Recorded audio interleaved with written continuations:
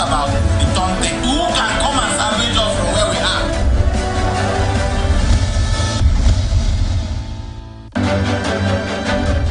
Representing people. Mr. President, my people are under siege. I will place economic stability and confidence. To condemn this act and call for the immediate release of this minister in the Temple of Justice. On our fraud access to our money will put in the bank. She said $3,000 is 1,000 to collect 3,000 naira. We are into it. I've always said there are two sets of people on earth, the oppressors and the oppressed. And in between are the cowards and the hypocrites, which I No matter how tough the challenge, how high the obstacles, we always overcome. What Nigerians need now is not about the taunting. Who can come and salvage us from where we are?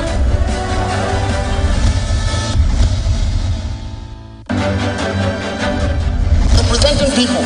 Mr. President, my people are under siege. I will place economic stability and confidence. To condemn this act and call for the immediate release of this minister in the Temple of Justice. On our fraud access to our money will put in the bank.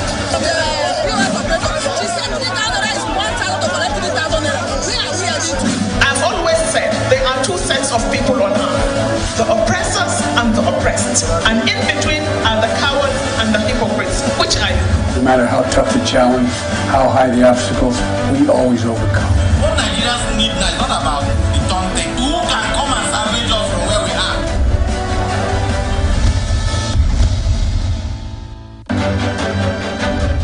Representing people. Mr. President, my people are under siege. I will place economic stability and confidence. To condemn this act and call for the immediate release of this minister in the Temple of Justice. On our fraud access to our money will put in the bank. She said $3,000 is 1,000 to collect 3,000 naira. We are into it. I've always said there are two sets of people on earth, the oppressors and the oppressed. And in between are the cowards and the hypocrites, which I No matter how tough the challenge, how high the obstacles, we always overcome. What Nigerians need now is not about the taunting. Who can come and salvage us from where we are?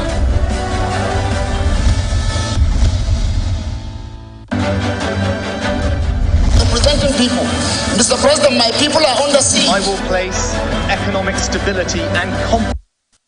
Hello, welcome to ATN's Open Conversation. ATN's Open Conversation is a network's flagship political platform through which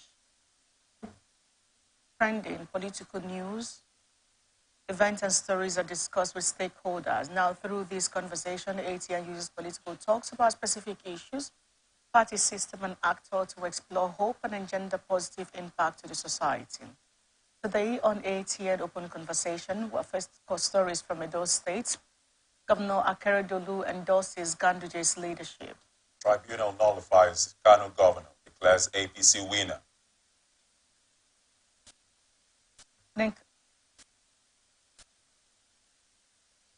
And in Kano State, NNPP reacts to tribunal judgment. Lawmakers begin impeachment proceedings against Deputy Governor Aidatiwa. And on certificate forgery, APC presidency says Tinubu has nothing to hide. Atiku is chasing shadows. From dissolved legislative council. Our guest on the show this morning is Andy Akpotube. He is the trouble of bad governance, or bad leadership, if you may, but he's here this morning as a socio-political analyst. Stay with us. We'll be back to you after the break.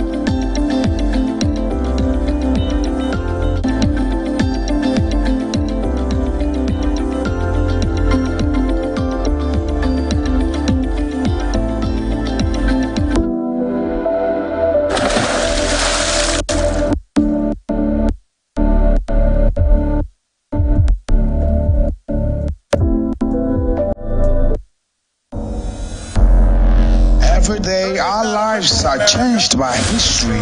We are one people, all of us. Leaders, politics. Nobody's ambition is what's the blood. I have fought very firmly. Natural occurrence, war, and the world economy. I belong to everybody, and I belong to nobody. ATN covers it all on ATN Politics today.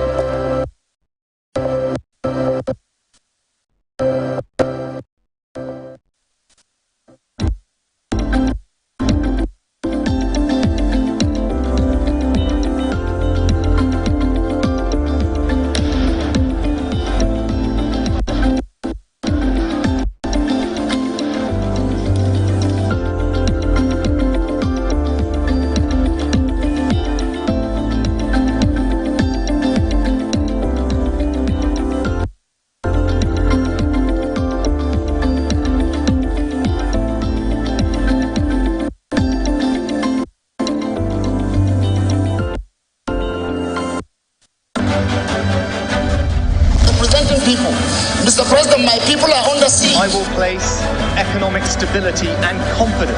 To condemn this act and call for the immediate release of this minister in the Temple of God. Because access to our money will put in the bank.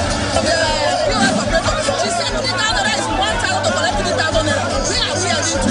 I've always said there are two sets of people on earth, the oppressors and the oppressed. And in between are the cowards and the hypocrites, which I am.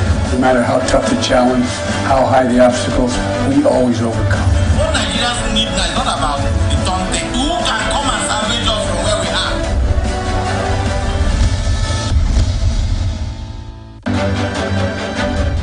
Representing people. Mr. President, my people are under siege. I will place economic stability and confidence. To condemn this act and call for the immediate release of this minister in the Temple of God. Because access to our money will put in the bank. POS operator, she said 50,000 naira is 1,000 to collect 3,000 naira. Where are we heading to? I've always said there are two sets of people on earth, the oppressors and the oppressed. And in between are the cowards and the hypocrites, which I am. No matter how tough the challenge, how high the obstacles, we always overcome. What Nigerians need now is not about the taunting. Who can come and salvage us from where we are?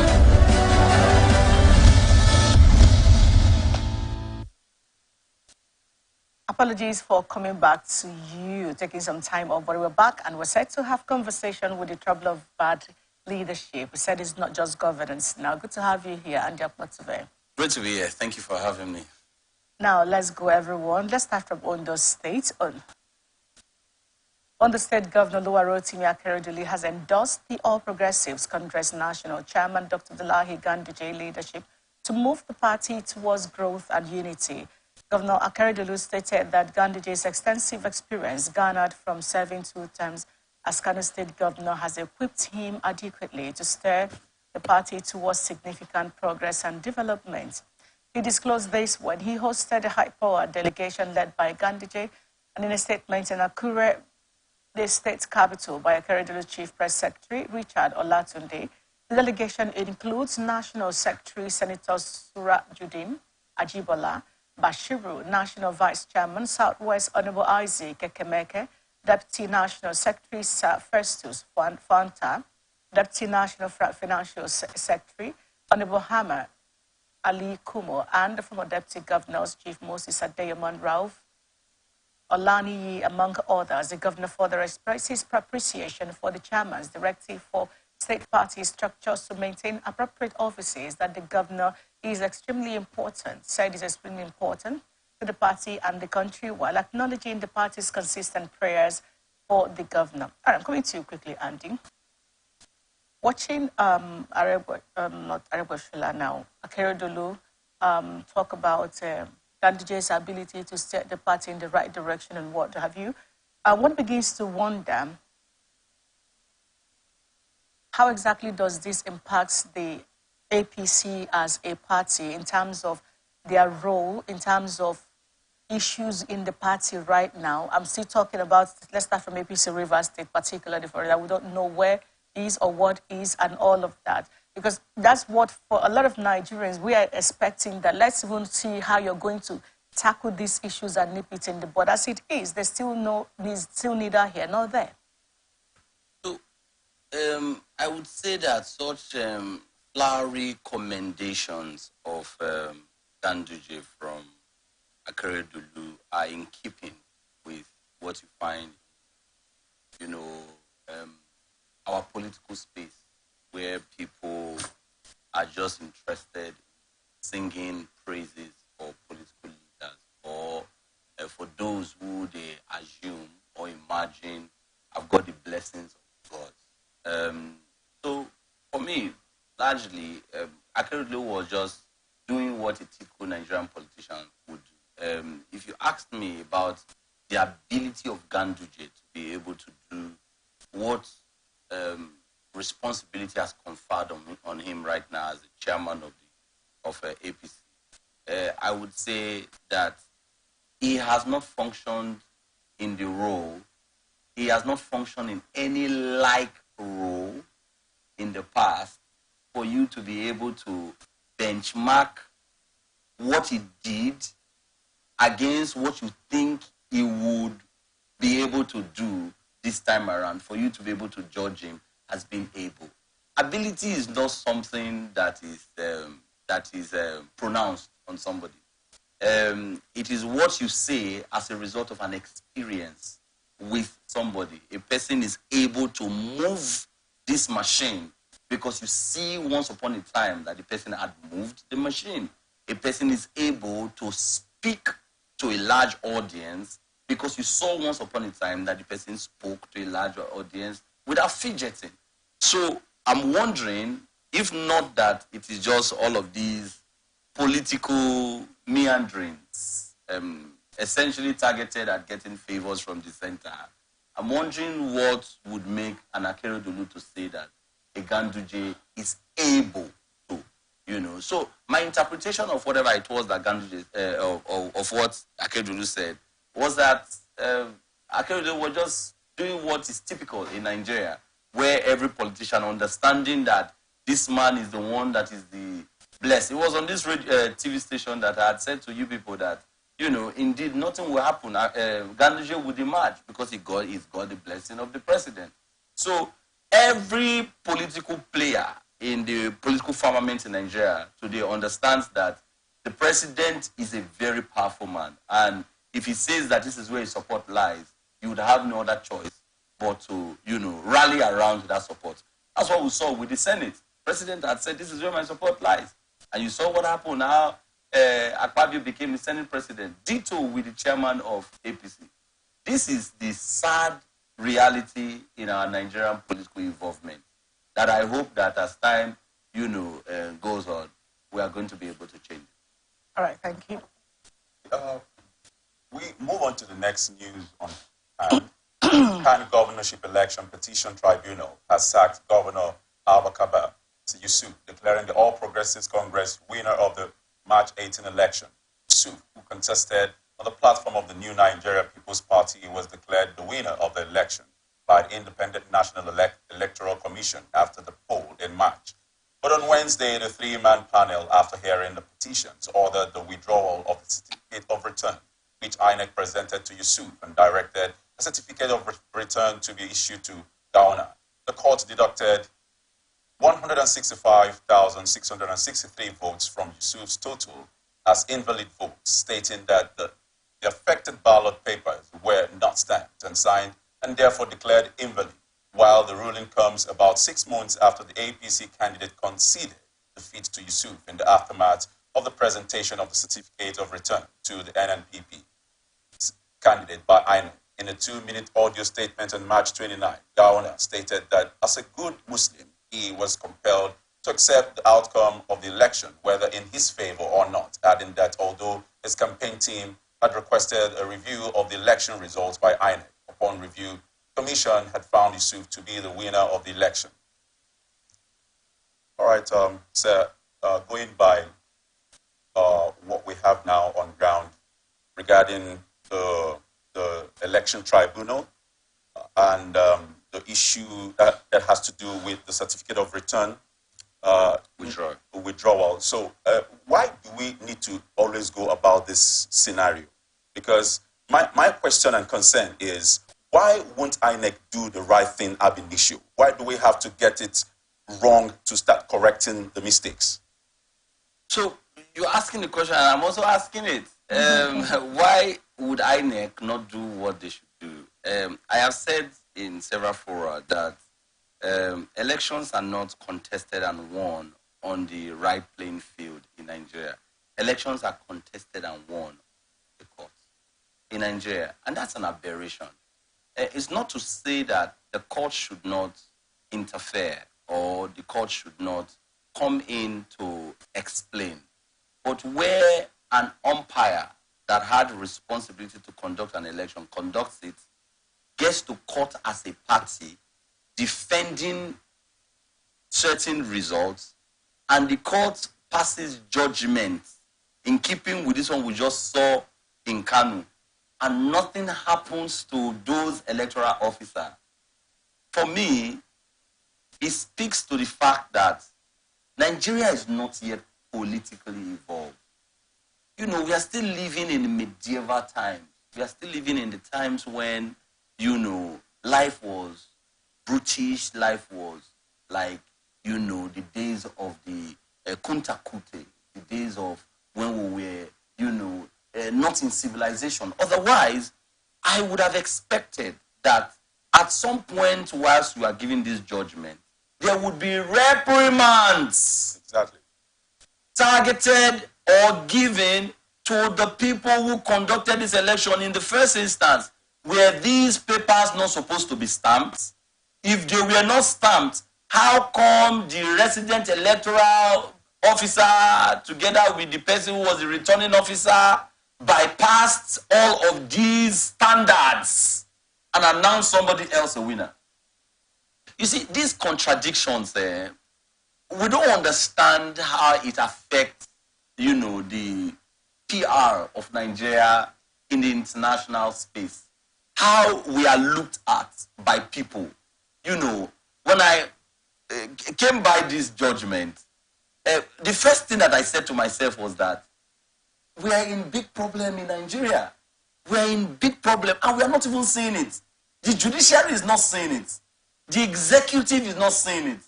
The legislature, they are not seeing it. And we are permitting this perfidy that has capacity to rub off on everyone in Nigeria. Imagine, for instance, you traveled and you are having conversations with people and you are trying to show to people that we have come of age, our electoral system, you know, has grown to a level where right now, like what they said, an ordinary man can be voted into a position of authority, an ordinary man can become a member of the House of Representatives, blah, blah, blah. And the person says, "Hush, judgment was just passed in Kanu, wherein they deducted X amount of vote as a result of the fact that those votes did not carry stamps and everything that was supposed to be." How did your system in the first place pass that, announced it, and confirmed somebody a winner? You know, if you were asked that question outside Nigeria, you would almost be looking like a fool. And this is what the system has presented us as outside. So as you have asked it, I'm asking, our leaders must become circumspect.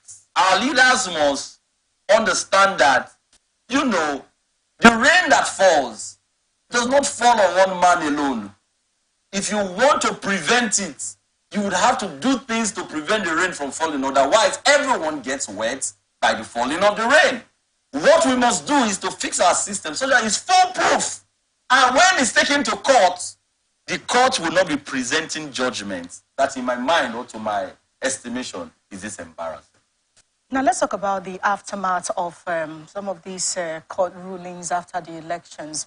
There's been a lot of call across boards as civil society and some individuals saying, hey, we cannot continue like this. There is need for us to actually, you cannot say, for instance, the Electoral Act would work for you. Rivers can be recognized and the Electoral Act would be used and all of that in one election. Yes. And in the same country, in the same election, the same beavers will be said it does not recognize in the same law. Absolutely. There's been a lot of controversies around some of these declarations, both from the upper and lower courts.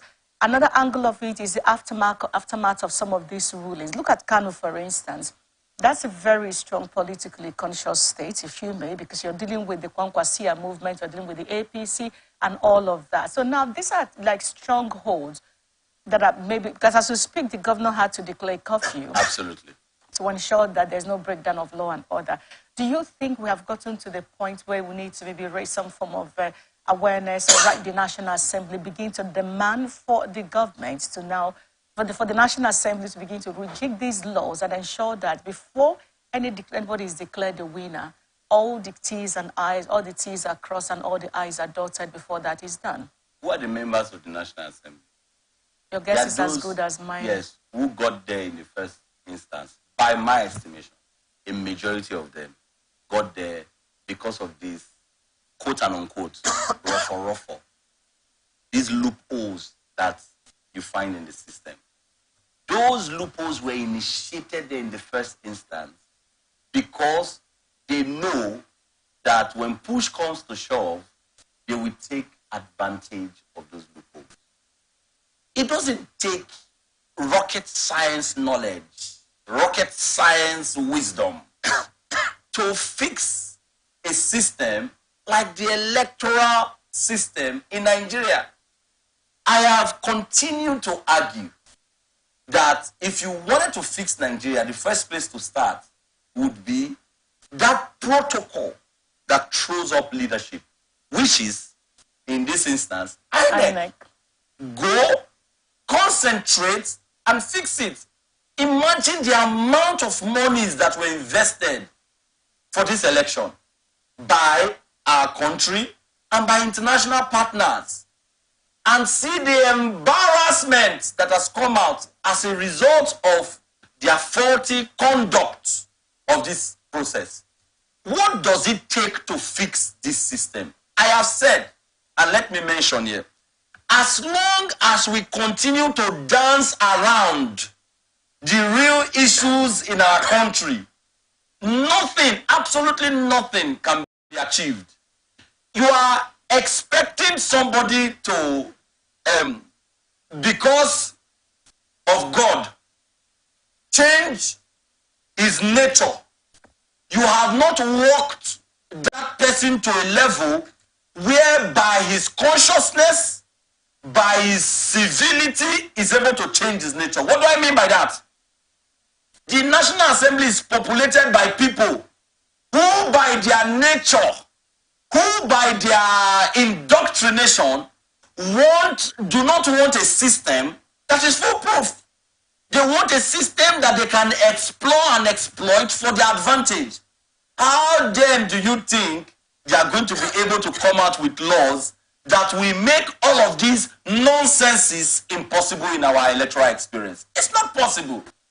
Until such a time when the people, like you have said, the people, and unfortunately, poverty has been weaponized against the people, so that today divide and rule is what thrives in Nigeria.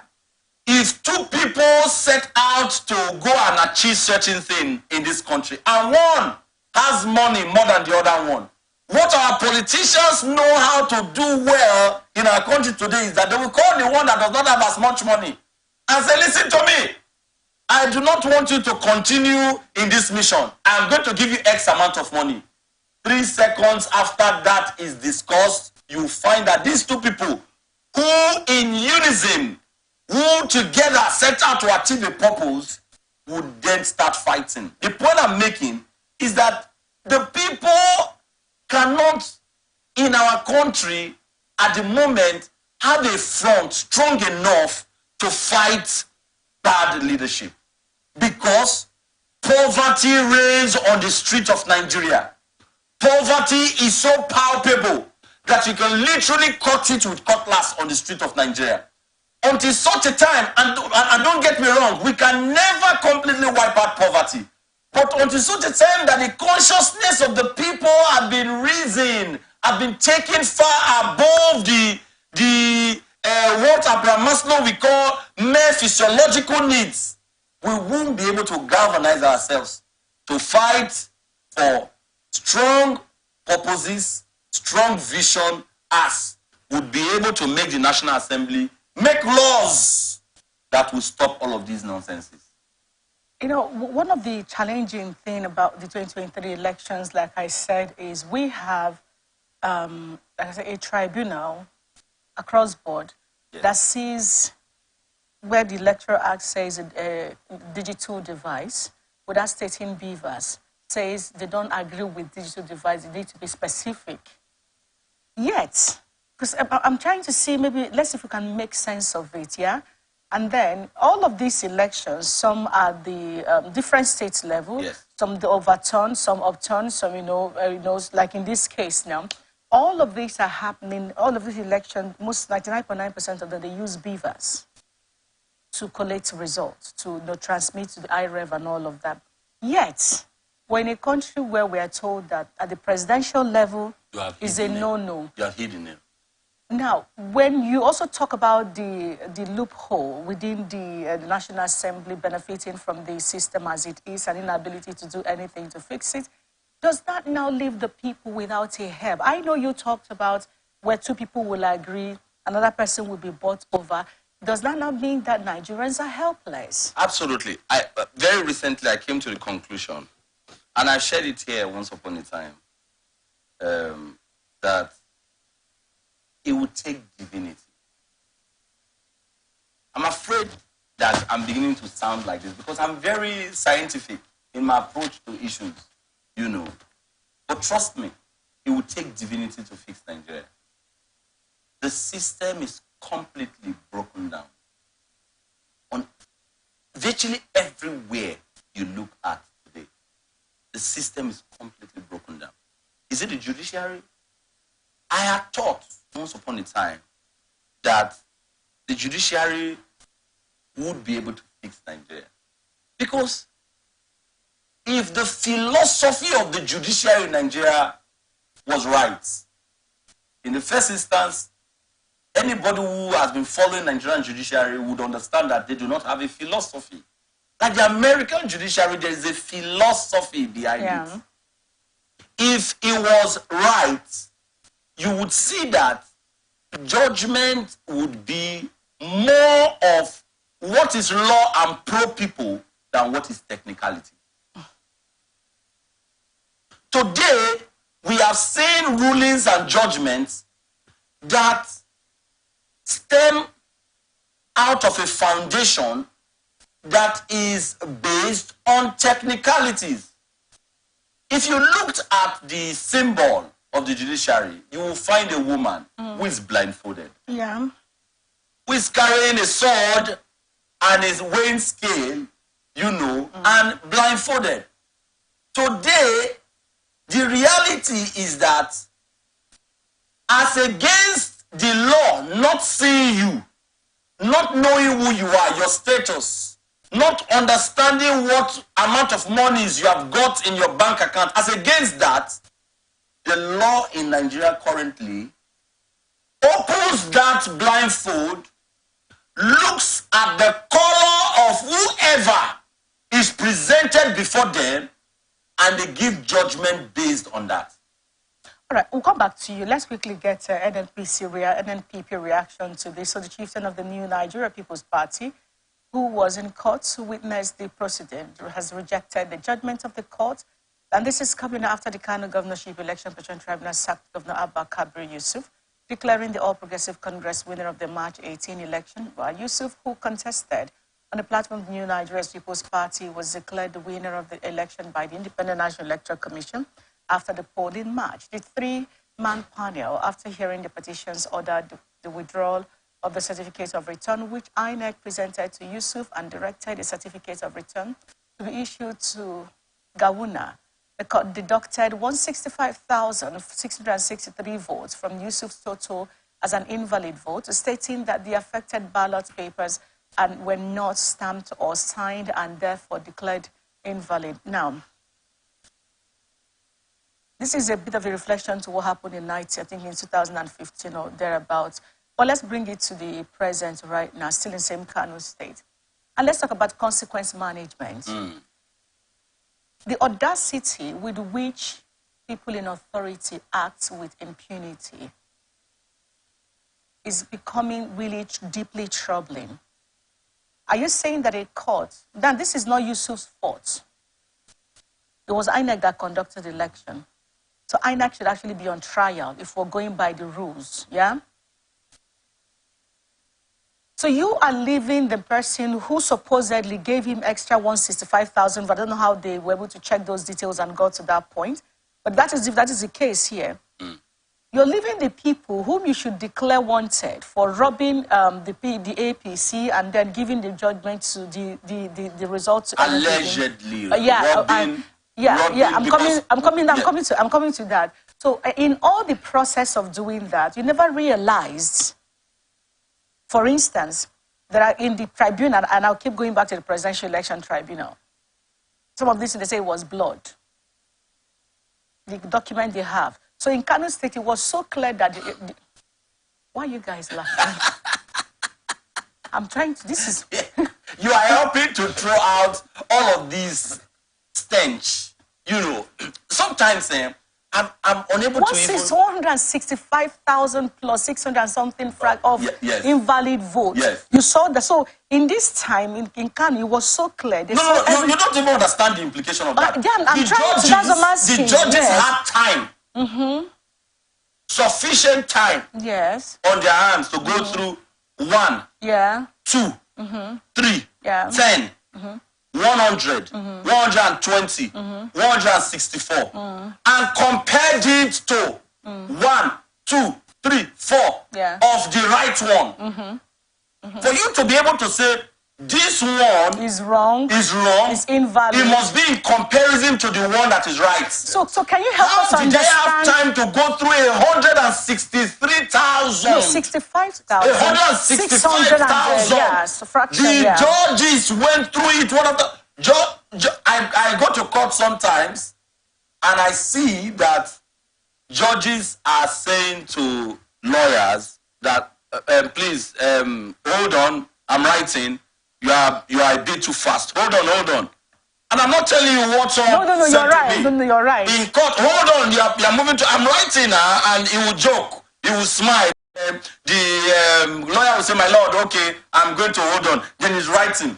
These judges that are writing like this are the ones now that went through 165,000 600 and some fraction, searching for stamp. Searching for.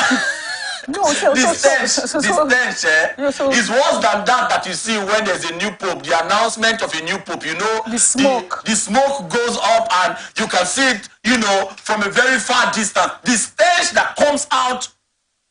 Oh, Jesus. Now, speaking of consequence management, we have had the tribunal, the president. I'll keep going to the presidential because, that's like the camel that broke the camel's back, as a matter of fact. So they did not see INEC guilty in all of the excesses that was carried out in the election. We have this particular case in Kano State. It's not too ambiguous. It's not even the result forgery here, because in result forgery, we could say we would not expect INEC to go to the schools to find out. But this has directly to do with INEC. 165,600 something votes as invalid. And INEC allegedly now added it up to Yusuf's votes. And nobody's saying anything about INEC and how, is in my head that something is wrong with, or I'm not getting something right? Totally not. That's why I said to you when I was doing the presentation that sometimes our leaders do not understand that it's not vote of no confidence that they are passing against just a Yusuf. They are casting aspersion on the entire Nigeria systems. Electoral systems. They're casting aspersion on it. Our leaders do not understand, the impression that people draw from these things. Looking at that judgment, I have just been in between laughing and crying. Crying because I'm saying to myself... Sorry, Mr. Kotive, hold on. You mean that the same INEC that did this in Kano... Yes. Is going to conduct election in Bayelsa, Kogi, and what's that? Imo State. The same INEC. Nobody has called them to question, and I think that the lawyers are not even doing what they're supposed to do. Are you sure? Maybe I should read this. Yes, I want to be quoted as saying that Nigerian lawyers, and you can put it on air, Nigerian lawyers. Particularly the ones that yesterday we respected, the truth of the matter is that they are not living up to expectation. I would have expected that Nigerian lawyers would have gathered together and all said that we need to put INEC on trial regarding some of these judgments. Because until we start doing these things, these nonsenses will continue, they will continue unabated in our country.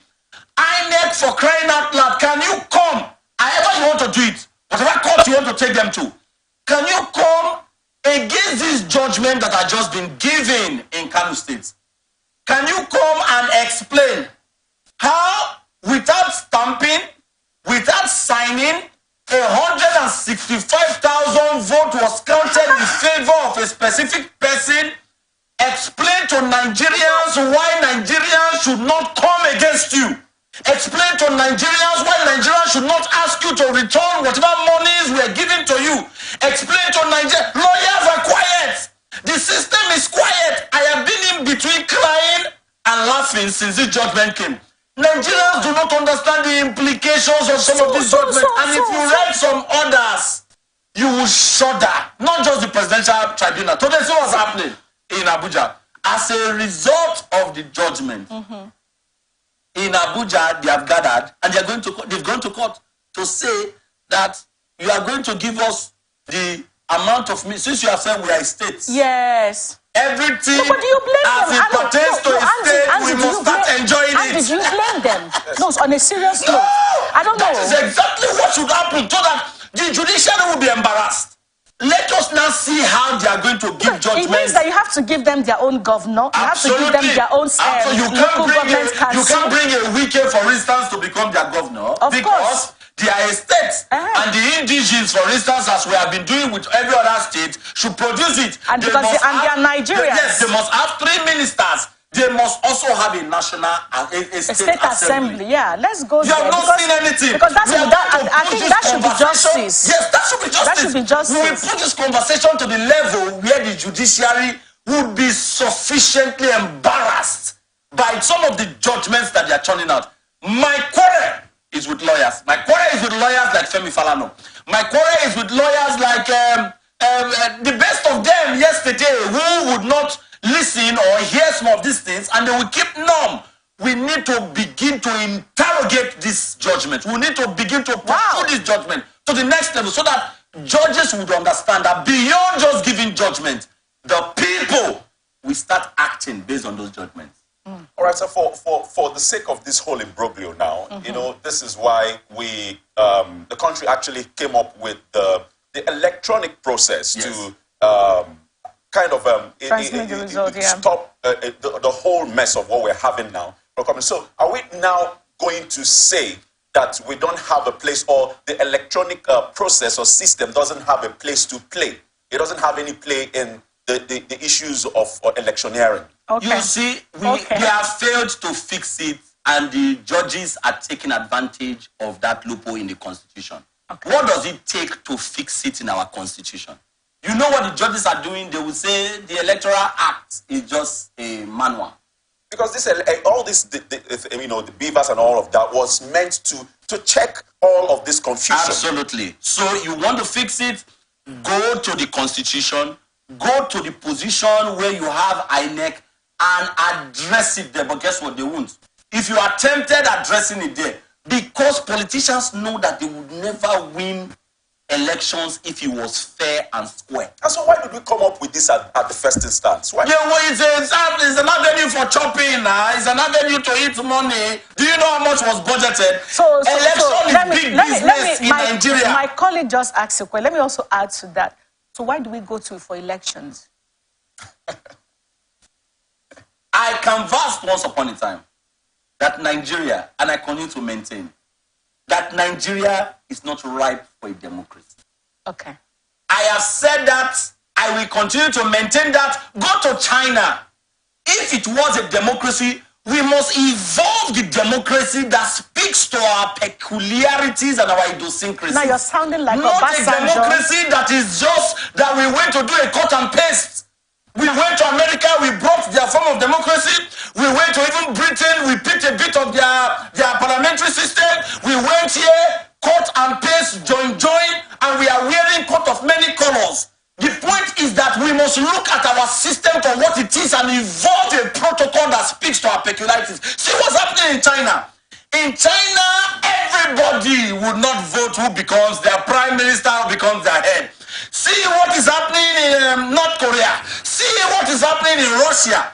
They have evolved a democratic, quote-unquote, process that speaks to their ideology and speaks to the vision of their country. Now, today, you bring everybody together to say, let us pursue the democracy that was brought by Americans that have grown in such leap in education that is nothing compared to what we are. A man who is in Karanamuda or a man who is in Amasoma that does not understand the difference between what constitutes the right ingredients of a good leader and what does not. How do you expect that person to determine for Andy Akpotibe who becomes the president? Somebody who is living in one far place in the north, who does not understand his left from his right, and I'm not saying the people in the north don't understand their left from their right. No, I'm saying somebody who has not been educated, somebody who has not been exposed, somebody who does not have the expectation that can speak to the expectations of the majority of Nigeria, but expectation that is parochial, narrow-minded, expectation given him by his alpha or given him by a pastor.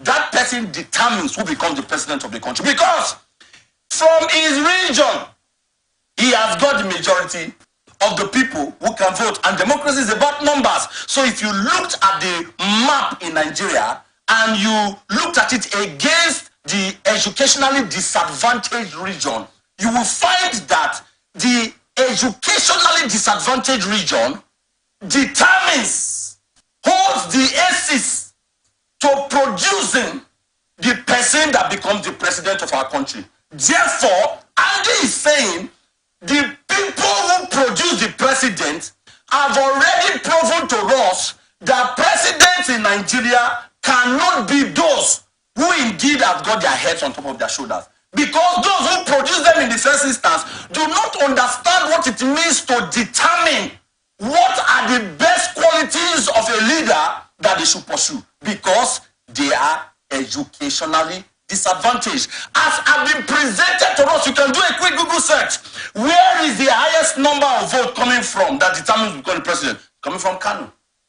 Go and see the amount of Almajiris that have no exposure, that have not been educated in any way or in any form, other than through some religious rite, that would queue up on election day to determine who becomes the president to Andy Akpotibe, who is currently doing his PhD. Are you seeing how annoying the political space in Nigeria is? But if you compare this to where democracy is coming from, the people have been sufficiently educated. They have grown their awareness to a level where they can say a good leader ought to have X, Y, Z. Today, the people who determine who becomes the president of this country do not have the right yardstick, do not have the right parameter, do not have the right microscope to determine who would be a good president. Now, speaking on the kind of democracy we practice and what that has left us in Nigeria today, my colleague will just take us to Ondo State. All right, the ongoing conversation over the fate of embattled Deputy Governor of Ondo State, Honorable Lucky Aiyedatiwa, following reports, says that he may soon be impeached by the State House of Assembly over alleged gross misconduct. The yet-to-be official report says some lawmakers have signed the impeachment notice against the Deputy Governor. The indication follows an emergency plenary session summoned by the Assembly leadership and the presence of heavy security operatives at the Assembly gate. A source told newsmen that the Deputy Governor, Aiyedatiwa, is under investigation for alleged gross misuse of office. The source further alleged that Aiyedatiwa, while he was the acting governor during the medical vacation period of the governor, Rotimi Akeredolu, the Deputy Governor was reportedly approved 300 million naira for the purchase of a bulletproof SUV for his personal use. Wow. He was also alleged to have ordered the 300 million to be sourced from the palliative fund, which was from the federal government to the state, in order to cushion the effect of the removal of fuel subsidy. And also the governor's resumption, he sacked all the media aides attached to the deputy governor and alleged insubordination. However, this development was coming days after the Speaker of the State House of Assembly, Right Honorable Olamide Oladiji, dismissed the rumor that there was a plot to impeach the deputy governor. This is actually his words. There is no underground plot to impeach the deputy governor. There is nothing like that. You know the social media can write anything they like, but it is not true. Nothing like that is going on. As I'm talking to you, I'm in Abuja for the Speakers Conference. That was last week. But now, here we are, a clandestine meeting, if you say, because it was hushly put together, and they are now debating on how to impeach the deputy governor. Now, look at this from this angle, from Edo State to Ondo State. and issues with the deputy governors. As we speak, Philip Shaibu is no longer in government, has the legal office by law that he should occupy. He's right now somewhere in JRA, in a new refurbished office with the state's money. That's where he is. Now, we're having the same drama play out on those states right now between Akeredolu. There's no communication with the deputy, but now impeachment process. In fact, there was a letter circulating in social media of his resignation, which he came out to say that he would never resign. I'd like to bring you in here, Andy. Impunity. Impunity reigns in our political family. And that has received this level of gusto, this level of favor, this level of merit, because of how the Nigerian political is. The president and the governor is akin, or they are akin, to God. In our political system, a situation where once you emerged as a governor, the National Assembly is an extension of the executive. I make bold to say this. What states would you see that they are, sorry, not National Assembly, they are state assembly. What state would you see that its assembly is performing the function indeed of the legislature? The function of oversight, the function of calling the governor to order, the function of pushing forward what is largely pro-people as against what is largely elitist, the function of interrogating perfidy, the function of cutting costs, the function of, doing those things that they ordinarily should do. Today, we find that before you became a member of the House of Assembly, you must have gone through the approval, or you must have got the approval of either the governor or the person who has been anointed to be the governor. Anointment is what you have in Nigeria. Therefore, because you know that the governor is so powerful, you find that the state houses of assembly would not be able to do anything. And that's why you find impunity everywhere. There is no way that you say, so power corrupts.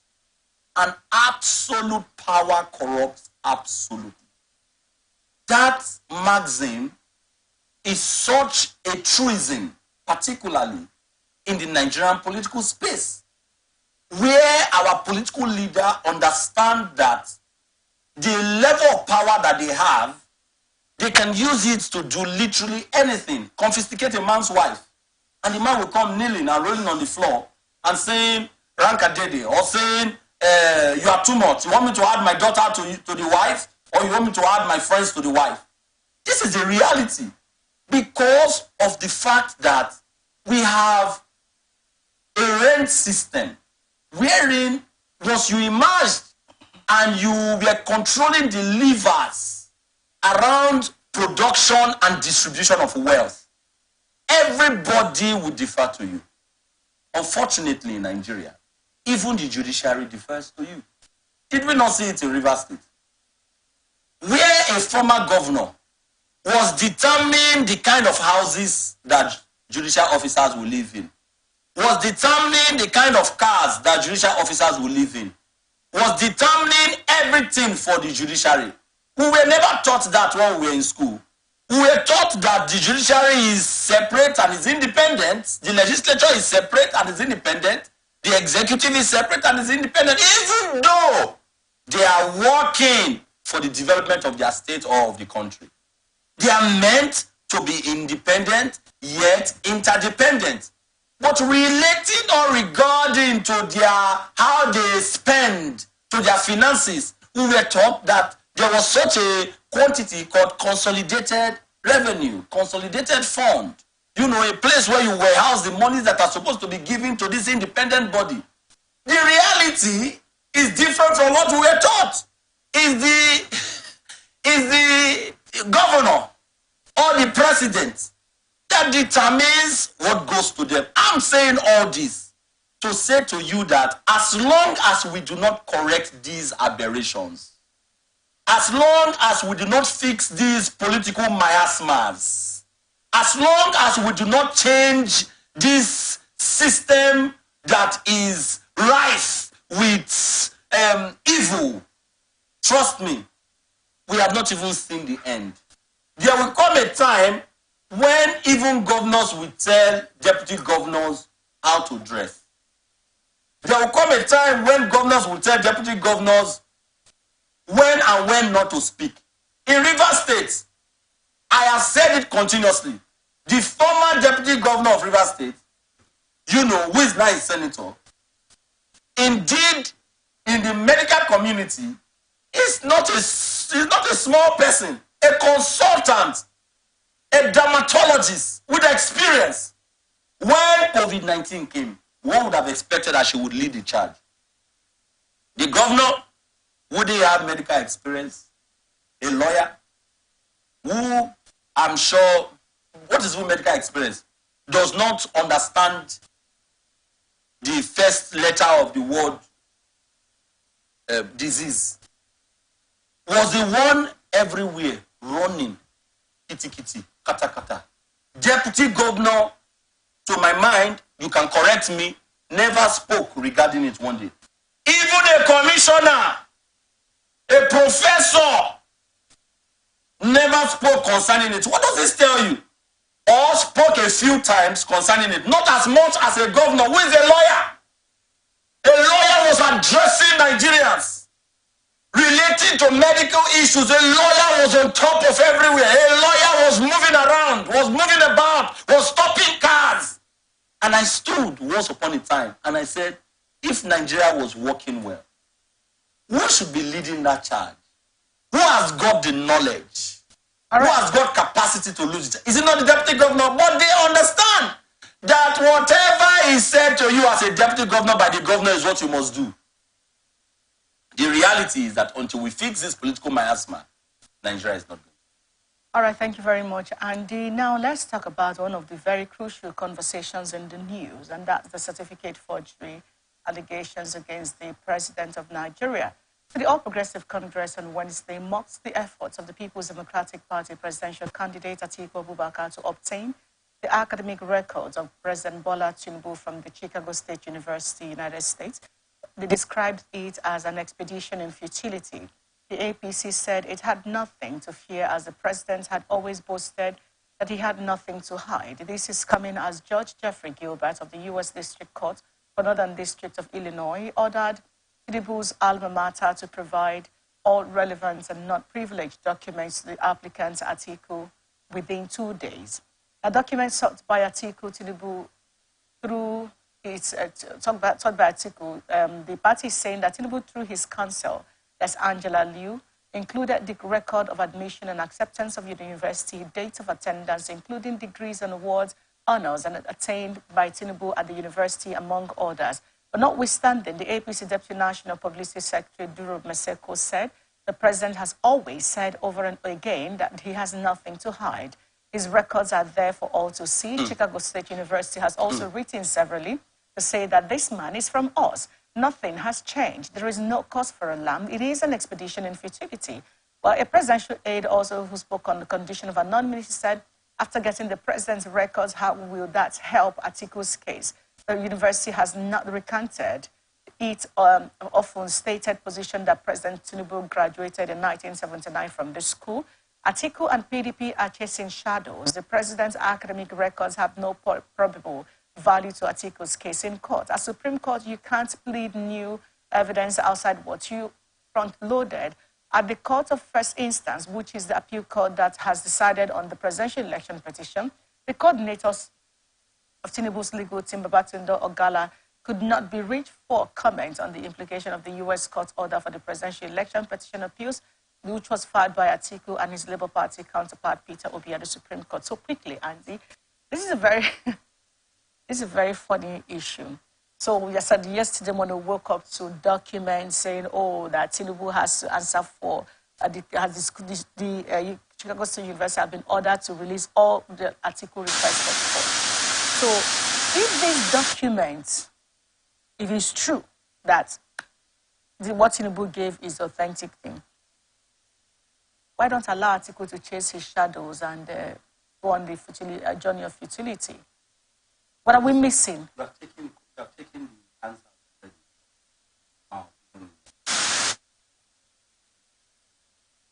I agree that it's for that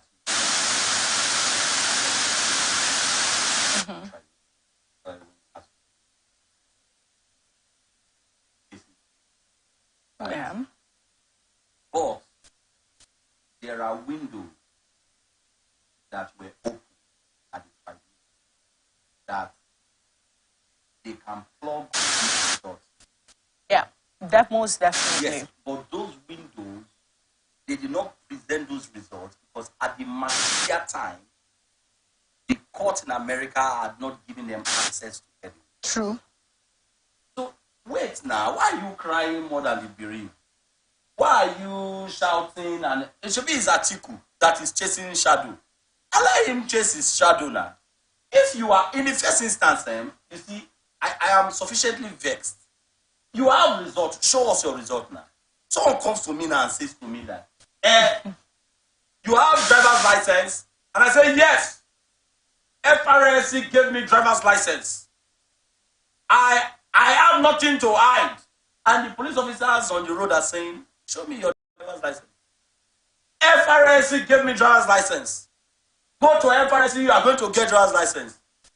What would you, if you saw me having such exchanges with police officers, what would you call me? A madman.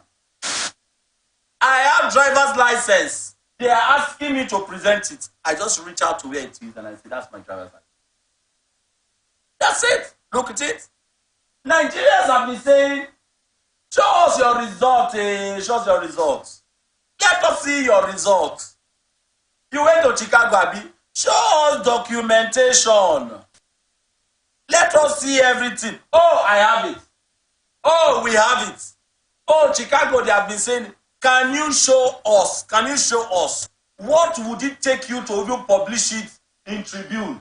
Publish it in Punch? Publish it in This Day? Publish it in any of those publishing houses? Or go to TVC, your television station, and publish it there. What would it take? Guess what? Everybody that is named by the green, white, green passport, except those who are just political spin doctors, know what the truth is. And guess what? Like what we say in Delta State, breeze don't blow. All right. Foul. All right. Thank you very much. God is opened before people. Therefore, we'll soon start seeing what really is behind the fancy that the foul displays. Nigerians will see it. I am sufficiently excited when I heard it yesterday. I was jubilating. By today, they should be releasing it by now. That finally, you and I, Nigerians, we are going to know indeed whether our president went to school or whether he did not. Okay, we'll move on to the next. No. I have one more question on this, if you may. So if you look at the issue concerning the certificate forgery right now, a lot of persons are like the APC said, oh, it has nothing to do with the articles case. But let's look about this diplomatically. We're looking from the angle of international relations. Yes. As we speak, Chicago State University is in question. Their integrity as an institution of over 100-something years is in question right now. You saw what they did online? With their X accounts, where they locked it. Yes, what they did online. There are a lot of things to show that there's a lot of water passing under the bridge regarding Chicago University and our president's certificate. A lot to show about it. A lot. But I am afraid because as a Nigerian, I'm wondering what the CIA, the SSS, the American intelligence system would be saying regarding Nigeria and Africa. Because right now, they would already know the truth. Are you aware that, and I've not confirmed it, that the president of America was supposed to meet with our president? Yes, they have a scheduled meeting. But he did not. No, is the president back? No, but he did not. The meeting was supposed to be yesterday or day before yesterday. Oh yes, 19th. But yes, oh but yeah, he was left scheduled already. For 19th. But he left already with that meeting. Well, and a lot of people are already making assumptions that it's as a result of the fact that they know the truth. Biden is also facing impeachment Absolutely, right now. Because if he was seen, you know, as one who is interacting with what I'm not, and I'm not saying this is the lie, who is interacting with a lie, it will affect his credibility. Yeah, he's already having a major fight with that already. He had to run away. Foul will soon be put on display for Nigerians to know its real content. Thank you, sir. Thank you very much, Andy. Let's move on to the next story on hand. A federal high court in Abuja on Wednesday has restrained the national body of the People's Democratic Party from dissolving the state executive committee of the party in Rivers State over alleged anti-party activities. While delivering the judgment, Justice Eyang Ekwo said that he found that the case of the plaintiff, Desmond Akawo, succeeded on merit. He said Desmond Akawo, the Rivers State PDP chairman, had sued the party, and Dr. Iocha Ayu, the immediate past national chairman of the party, alongside members of the National Working Committee and National Executive Committee as first and second defendants, respectively. The plaintiff also joined the Independent National Electoral Commission, INEC, as third defendant in the amended originating summons marked FH. All right, so this is it. We are this. What do you make out of this? What can one say should be our take on this matter now? So it's simple. What they have done is what our thought done. So if you heard that we're going to take the rug off your feet, it behoves you to do everything possible. So they have gone to court to stop PDP National from dissolving them, stating that indeed the elections that took place in Rivers State, producing the state working committee, all of the electoral officers were done in accordance with the Constitution and in accordance with the Nigerian Constitution. So for me, this is the right thing to do.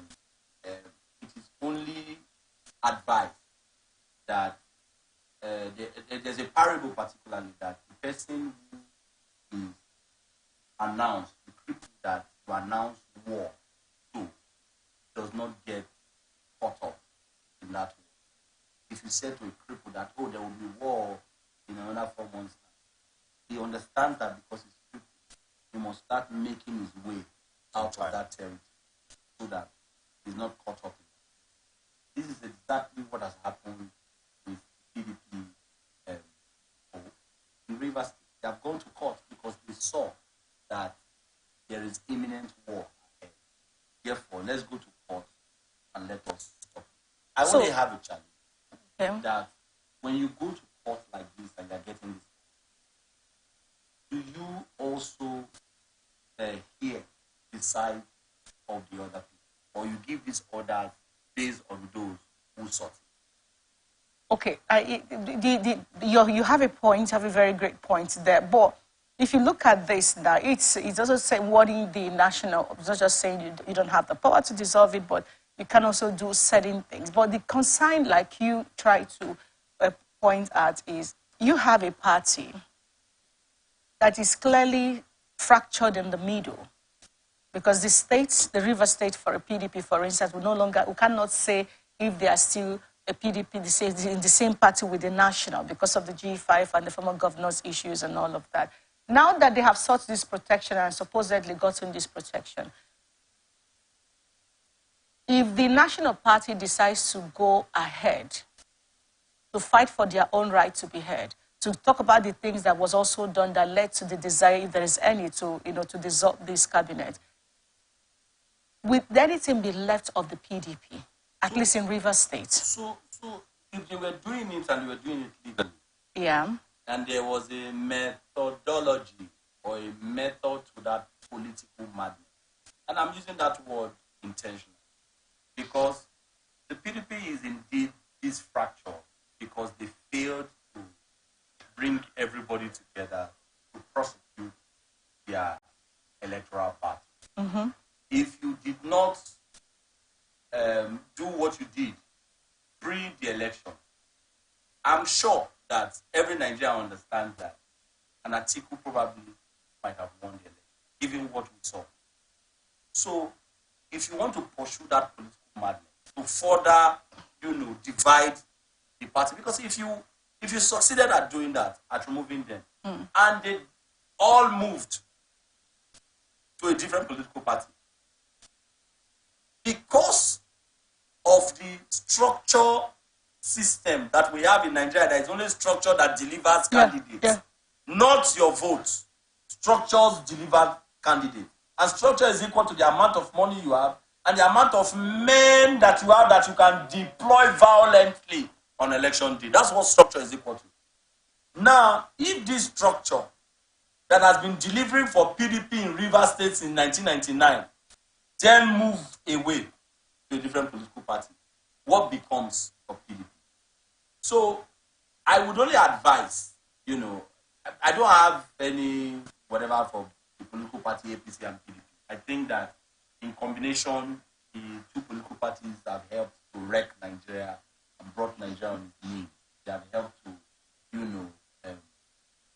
bring this kind of deprivation, this kind of poverty, starvation, to Nigerians as a result of their ways of doing things, the PDP and the APC ways of doing things, right? But if I were to advise them, I would say there's nothing you can do other than go back to court and get a different judgment such that you can prosecute this methodologically. You can prosecute this with such brilliance that it doesn't further divide your political. All right, thank you so much, Andy Apotive, for being part of ATN's Open Conversation today. It's always an honor to have you on the show. Thank you so much. And that's been our show, everyone. We'll come back to you top of the hour tomorrow to ensure that we have open conversation. Do enjoy the rest of your day. Representing people. Mr. President, my people are under siege. I will place economic stability and confidence. To condemn this act and call for the immediate release of this minister in the Temple of Justice. Because access to our money we put in the bank. POS operator, she said $3,000 is 1,000 to collect 3,000 naira. Where are we heading to? I've always said there are two sets of people on earth, the oppressors and the oppressed. And in between are the cowards and the hypocrites, which I am. No matter how tough the challenge, how high the obstacles, we always overcome. What Nigerians need now is not about